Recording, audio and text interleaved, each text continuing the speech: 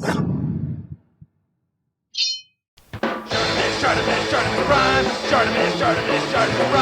Reading comics, toys are hella sick, hella whacking it, taking bad hits, taking back hits. Subscribe. Back muscle, and there's their bat butt. Hey, what's up you guys? Shartimus Prime here, doing another Hot Toys figure review. On not a hot toy, but the Sideshow Collectibles 6-scale Marvel's Deadpool. If you try to pick up one of these, you can get them now at Biggity Big. Big. Get your big badass toys at BigBadToyStore.com. Click the link in the description below. There's two versions of this figure that are out there. There's a Sideshow exclusive that comes with the extra head pool accessory. This version right here does not have that. Anyway, nice image of Deadpool over there, and then you can see his thumbs pointing at himself, so he's like, hey, and then, you know, on the back over there, he's like, hey, and then on the side, there's some more of that image. Get a Deadpool logo, and then another Deadpool logo, and we can do the Not Hot Toys plop. Alright, and then you can see this bullseye right here with the Deadpool logo in the center, and then it says Deadpool on the sides right over here, and on the back it's the same image that we saw earlier. And just so you guys know that there is an opportunity to win $200 worth of BBTS store credit through JC's channel, so check the link below for that. Alright, let's get to it and crack this thing open. And here is Deadpool out of the packaging, an outstanding figure. I cannot lie, man, I have been having a great time posing this figure around. I love the accessories that it comes with. The posability is really good. Unfortunately, the legs don't stay up when you move them up. You can see it right there that this leg is moved upwards, but it's only staying like that because the foot is resting against the dynamic stand, which it does not come with, even though the stand that it does come with is pretty cool. But anyway, awesome piece. I'm very happy with it. Let's take a closer look at the ton of accessories that he comes with, and then we'll take a closer look at Deadpool. Yeah, that's a ton of accessories, man. Okay, this does not come with an instruction booklet, which I thought was a little interesting.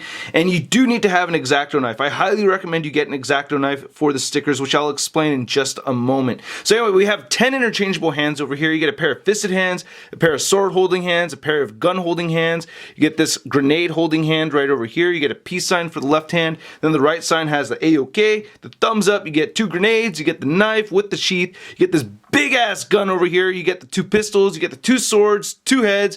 You get 12 wrist pegs over there, which I think is great. So they're basically telling you to apply them all to these hands right over here. But these are nice and soft and rubbery, so you don't really need them that much. And you get all those stickers, then you get this display stand. So here's taking a look at the base that he comes with. It looks like this rusted metallic floor right here. It looks pretty cool. You get the Deadpool logo, and then you get Marvel written on the back of it. I feel like the Marvel logo should have been on the front somewhere, I guess.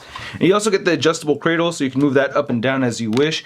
And then you have the two speech bubbles right over there that are connected to these rods, and you can move those up and down and swivel them around. It's actually really tough getting those in there, but I did get it to work. And then there's a third one right in the middle, which I was not able to use. So anyway, you get these two speech bubbles right here, and the way this works is that you have this sticker sheet, and you can see you get these 4 Deadpool emojis, and then you get all these puns right over here, which are pretty cool. But the only thing is that these are adhesive stickers, so if you just put it on there, it's going to be stuck and very difficult to peel off as a normal sticker would be. Now I did see that guy that from Sideshow, what's it called, How to Be a Poser, he said, you know, just put the sticker on there, but do it very lightly so that you could peel it off. I think that's a terrible idea.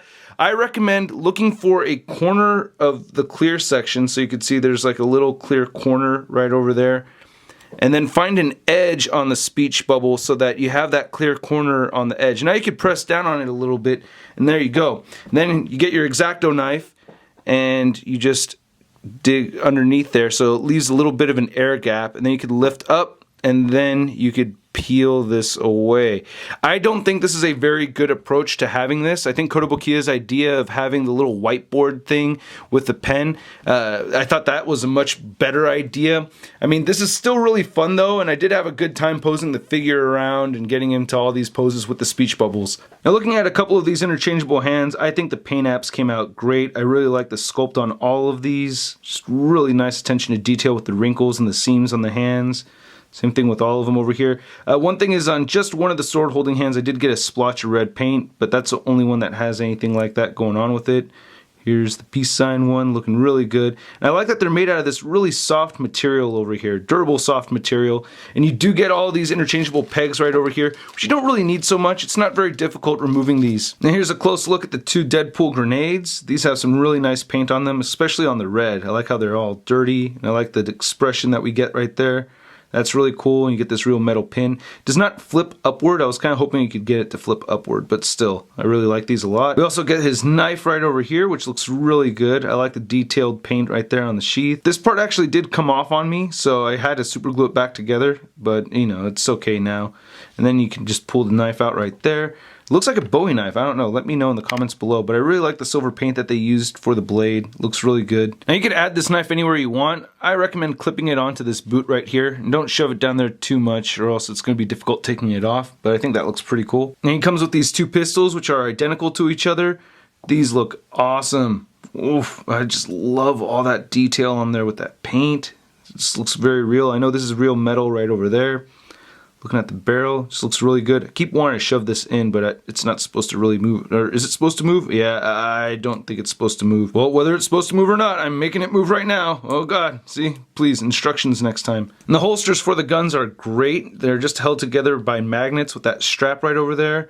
And then you can just go ahead and just put this right through here, and then just wrap this around the back, and it stays nicely. I like that. Sometimes it does pop off, but it's just very easy to just get that to connect again. I like it. And you get this huge mama jamma right over here, looking fantastic. I love the overspray paint right there. Looks really good. Great attention to detail on this. I like that gunmetal color right over here.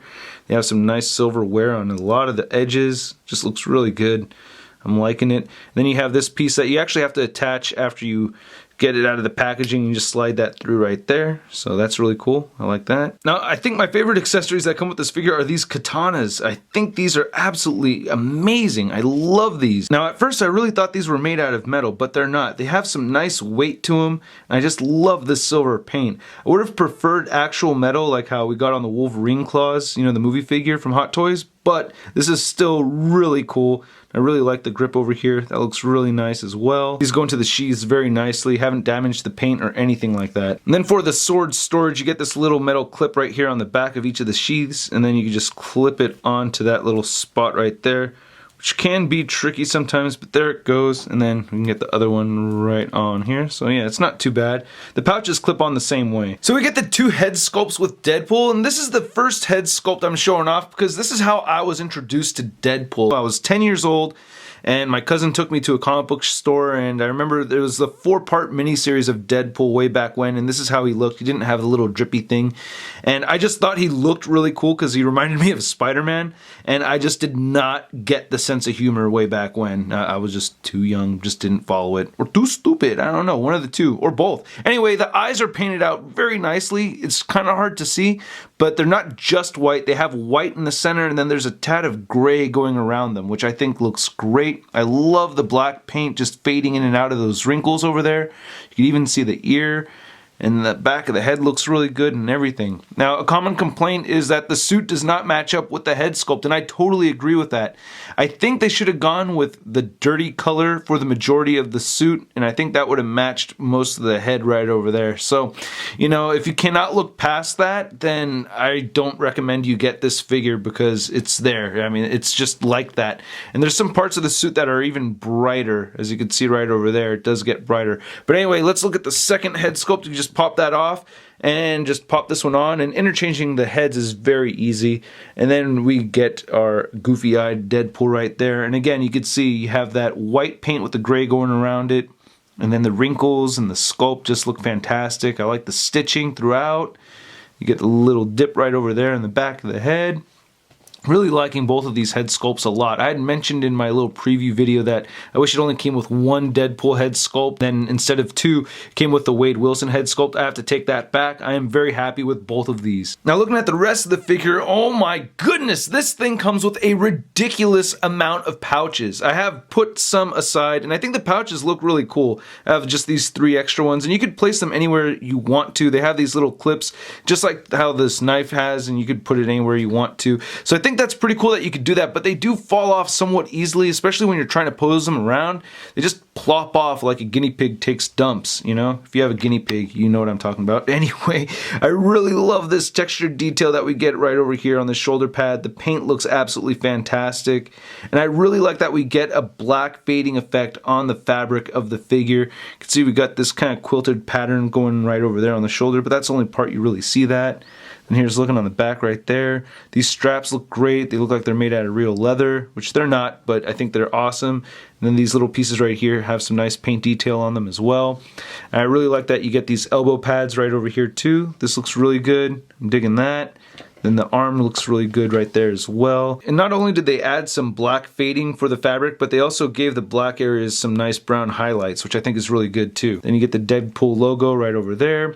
One thing that does bother me a little bit about this figure, oh, there goes a pouch, is that no matter what you do, as soon as you start moving the legs around, his fly opens up. And it's not really so bothersome right now because this strap is hiding it, but you can see that his fly is open. Anyway, coming right here, you get these cool knee pads, and they're held together with this little elastic piece. These do droop down on me a lot, but you know, they still look very cool and they're still workable. I'd rather have them be a little bit too loose than too tight. Then looking at his boots, look very nice detail on them. Nice gold paint right there. If you look at them closely, you can see that we get some color variation with the paint.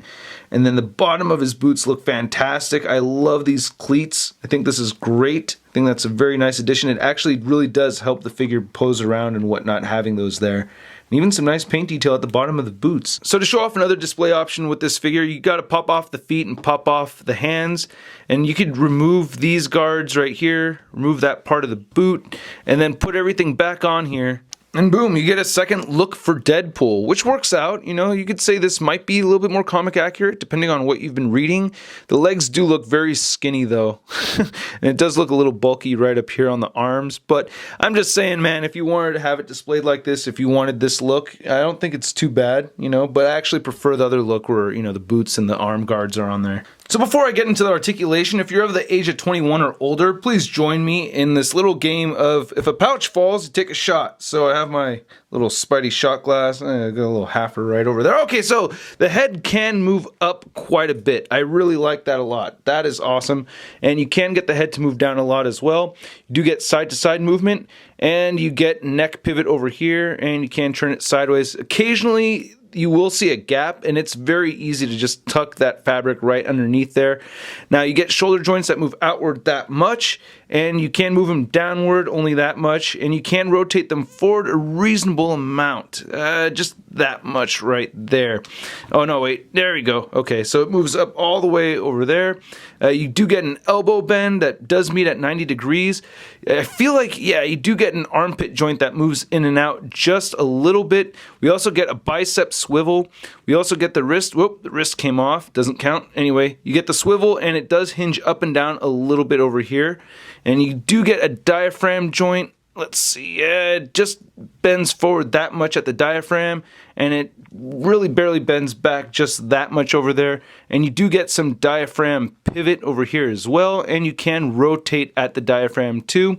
You do get a waist crunch over here, so with both joints together. And then this thing, this is very frustrating. So early on, this just came undone over here at the back of the figure, and you can snap that back into place. It is frustrating, and it is one of my bigger disappointing gripes. And there's a bunch of pouches lined up over here, but I just removed all of those just so that it would be easier to put that back and to demonstrate. So it's not necessarily broken, it's just irritating, so you can just put it right back in there and it'll stay unless I unplug it again.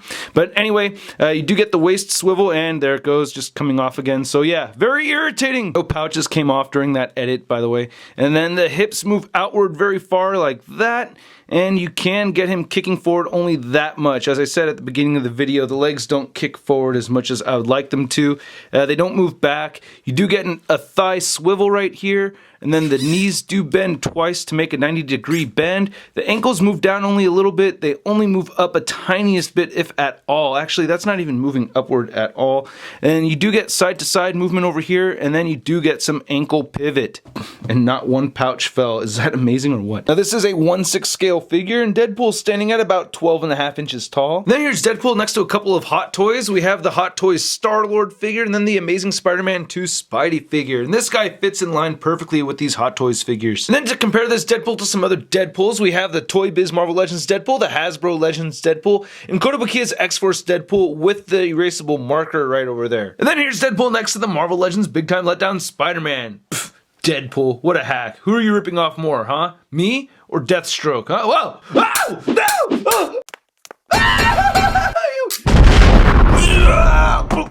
I'm okay. Now, doing the stop motion segment was difficult because there are times where he fell over, and when he fell over, little pieces of metal that hook on to the straps and everything, those came off on the katanas and some other parts of the figure, so I did have to use my crazy glue. So if you're using this guy for stop motion, be wary, keep your brush of crazy glue around. Other than that, collectors that are just going to put it in one pose and then leave it there for a while and then change it again later on, it'll be okay. It's about more or less as delicate as a Hot Toys figure, so you can't be too surprised there, but I feel like he is a little bit more articulated than some of the Hot Toys. Anyway, I hope you guys liked my review. If you did, please hit the like button. Click any of these boxes right over here if you want more Shart in your face. If you have the age of 18 or older, please check out the Patreon account. Your support is much appreciated. If you're any age, check out my Facebook, Twitter, Instagram, and go to marvelousnews.com for a photo gallery of images from this review. I took a lot of pictures of this guy. All right, I'll catch you guys later. Peace! Posing action figures, imposing action figures, imposing action figures every day.